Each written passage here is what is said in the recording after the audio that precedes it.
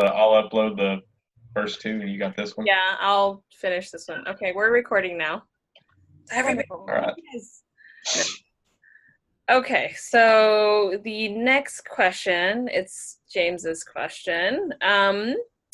When a conflict situation arises within your team, do you ignore the conflict or do you acknowledge the conflict and facilitate a resolution?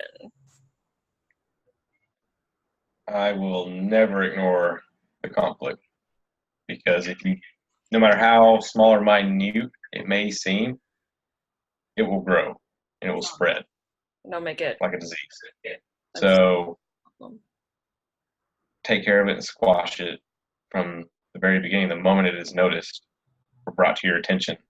That's optimal time right there to take care of it as soon as you know about it. So I definitely acknowledge that. And then as far as facilitating a resolution, it's situation dictates. Well, that kind of depends on what's going on. We'll decide on what kind of resolution we'll lean towards. It's either I talk it out with somebody or have whoever's got conflict, discuss things. If there's conflict in the way of they're not wanting to do the right things and live by the standards that are given to them, then we start looking more into corrective action, such as, all right, well, instead of getting off at like 3:30 or 4 o'clock when everybody else is, you're going to be on extra duty, so you're going to stay an extra 2 hours. Because you won't do this right, or you refuse this, one of those things. Or if you're late, that's my big thing. When you're late, when you're late, and you get the first one's free. After that, it's okay. We're gonna go do spider walks or push-ups or whatever the case is until you learn that you're given a time for a reason. It's not a show up when you want kind of thing. So you like have a group decision first on how to resolve the issue, and if they're being difficult, then you go to corrective action. Am I hearing that correctly?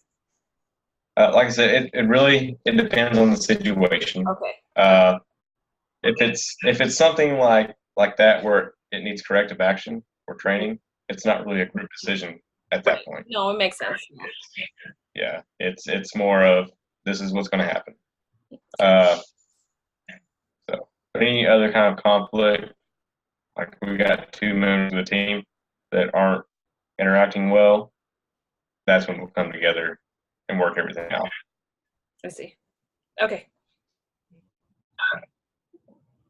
Okay.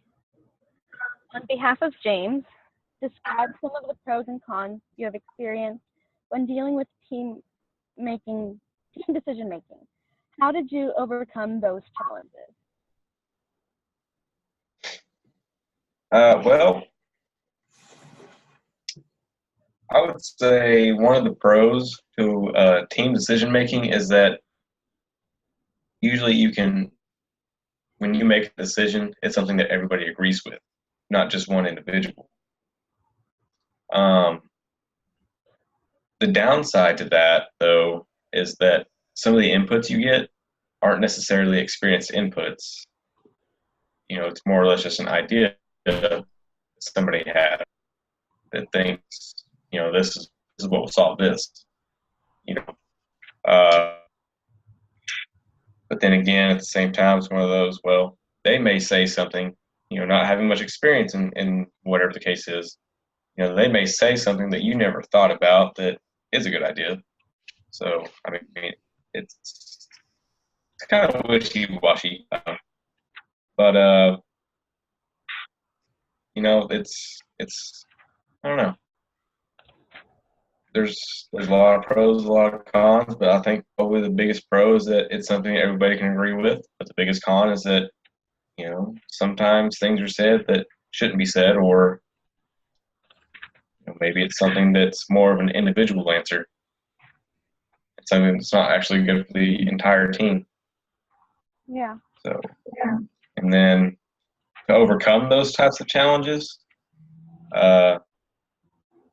well, usually it's one of those, somebody says something that's more of an individualistic answer, and it's, hey, why don't you rethink about that? Think about it a little bit more. Yeah, that may solve this issue for you, but what about everybody else? Right. It's a one team, one fight. Don't leave a fallen comrade. So it's usually how I handle that kind of a challenge. Cool. I'm furiously thumbing through here to find one of the pictures that we had in here. It was I can't remember what chapter it is, but it's that graph. And it's the preservation of self and preservation of the group. And there's Yes. the extremes and the dots. What, obviously, aside from coming to a consensus and having to do, majority rule, or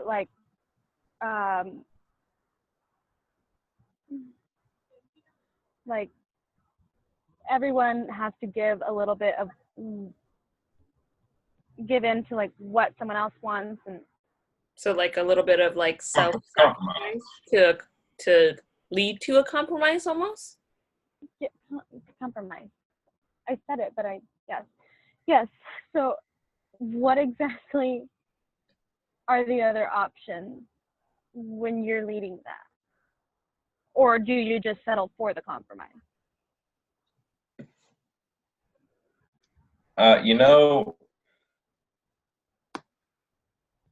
Kind of a tough question, but I would say probably the best way to answer that would be, if dealing with something of a very serious nature, there's not much room for compromising, and it's one or the other, and that's it. There's no giving on either end. Then people they need to really know the facts about each point, about each decision, and the pros and cons of each decision.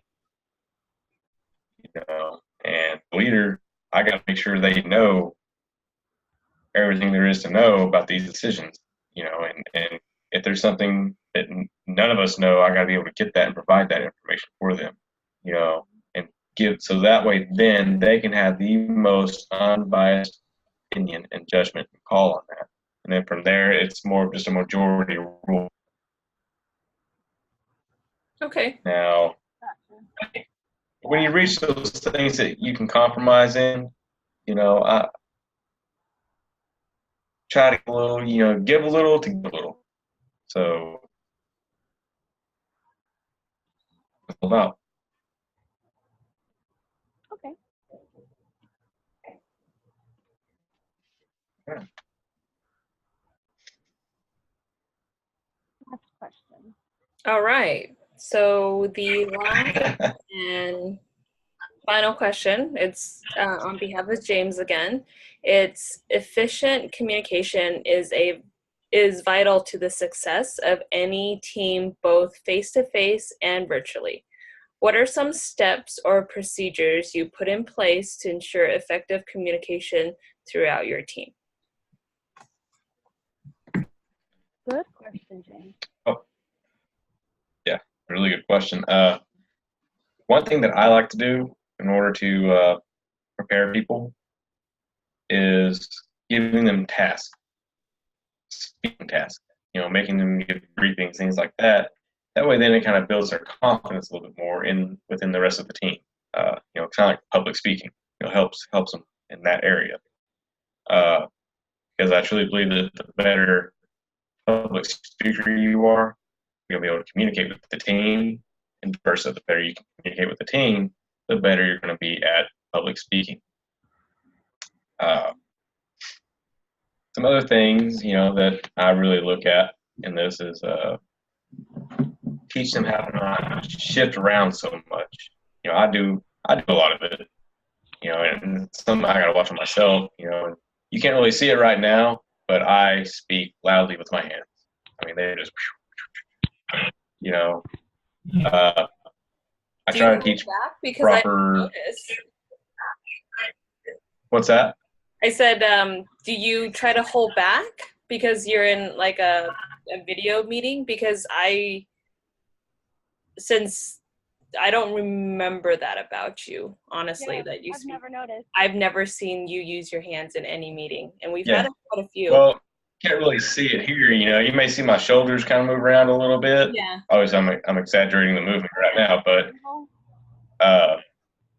yeah, if I was to here, let me see here. Oh no, we're having a demonstration. There we go. But no, like it really is. It's a bad thing. It's a bad habit that I have because as someone that gets out in front and speaks to a lot of people, bigger crowd, you really lift your hand. It's one of those things like, what do I do with them, kind of thing. And don't really want to just stick them in your pockets, but sounds like I don't know. Yeah. One thing we do is we kind of put them back a little bit. Oh my goodness. This is so off topic, but have you guys watched Talladega Nights? That's exactly what I was just saying. Oh yeah. Yes, that's exactly what I was thinking about. By your side. And it was going so fast. That was great. Okay, sorry. Yep. I'm sorry to everyone that has to watch this and see us. Oh no. Hey, I think that's great. But no, like I said, I try to help teach them and guide them. Like I said, I have faults of my own, but at the same time, it helps me recognize faults, help them to communicate with others. They feel more comfortable doing it. Cool. All right, that sounds like we're done. Yay! Well, Right. thank you, Matthew, for all of your input. Great, Hey. Yes. great leadership abilities you've demonstrated today. Well, thank you. I mean, I'm glad I could do it. So. All right. All right, let's end this recording. Okay, so I'm gonna end the recording, but stay tuned because we have to schedule the next meeting and stuff. Yes.